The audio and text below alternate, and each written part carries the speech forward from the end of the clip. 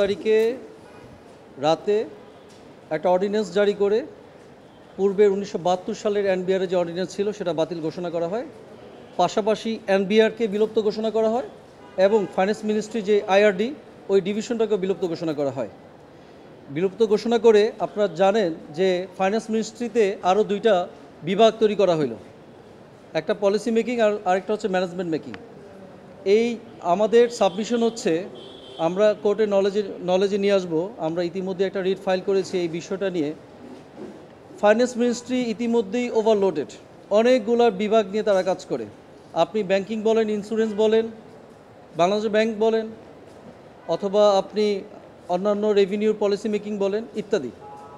সেক্ষেত্রে আবার ফাইন্যান্স মিনিস্ট্রিতে নতুন করে দুইটা ডিভিশন ক্রিয়েট করে ওই ডিভিশনের অধীনে নিয়ে যাওয়া একটা ওয়েল এস্টাবলিশড একটা সংস্থা 1972 সাল থেকে তারা কাজ করে যাচ্ছে, সেই সংস্থাকে হঠাৎ করে বিলুপ্ত ঘোষণা করা আমার মনে হয় এটা সংবিধানের সাথে সাংঘর্ষিক এই জন্য যে আমাদের সংবিধানের আর্টিকেল 26 বলেছে যদি কোনো আইন, যদি কোনো অর্ডিন্যান্স যদি পাশ হয় সেটা যদি মৌলিক অধিকারের সাথে সামঞ্জস্য না হয় সেক্ষেত্রে সেই আইনটা অধ্যাদেশটা চ্যালেঞ্জ করা যাবে এবং supreme court is the concern authority ওইটাকে রিভিউ করা।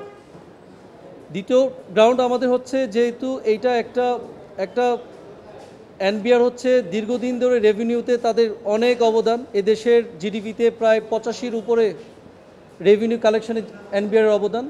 এই যে এই কন্ট্রিবিউশনটা, এই রেভিনিউ কালেকশনটা যদি ক্ষতিগ্রস্ত হতে পারে বা মানুষের মধ্যে যে রেভিনিউর সাথে যে তাদের কনসার্ন, এই কনসার্নটা দীর্ঘদিন ধরে যে প্র্যাকটিসটা হয়ে আসছে সেই প্র্যাকটিসটা হঠাৎ করেই কোনো রকম কনসার্ন অথরিটির সাথে, স্টেক হোল্ডারদের সাথে কারোর সাথে আলাপ আলোচনা না করে তড়িঘড়ি করে এই অর্ডিন্যান্সটা করেছে। সেই অর্ডিন্যান্সটা আমাদের কাছে মনে হচ্ছে যে এটা কোর্টের নলেজে নিয়ে আসা উচিত।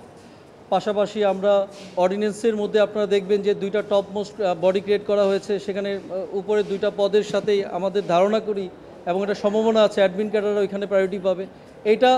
এটাও ওই তৃণমূলের এনবিআরে যারা দীর্ঘদিন ধরে কর্মচারীরা আছে তাদের মধ্যে একটা দুঃখের একটা প্রভাব বিস্তার করতে পারে, এটা তাদের কাজেরও ক্ষতিগ্রস্ত করতে পারে। সব মিলে যদি তাদের কাজের ক্ষতিগ্রস্ত হয় তাহলে রেভিনিউ কালেকশনে ক্ষতিগ্রস্ত হবে, পুরো দেশটার মধ্যে আপনার রেভিনিউতে একটা প্রভাব বিস্তার হবে, এটা আমার কাছে মনে হচ্ছে। সুতরাং এরকম অস্থিরতা দূর করার জন্য এই রিটটা আমার মনে হয় যে মানুষের এবং এনবিআরের যেই বর্তমান অবস্থাটা টিকে রাখার জন্য যথেষ্ট কার্যকর ভূমিকা রাখবে বলে আমি মনে করছি।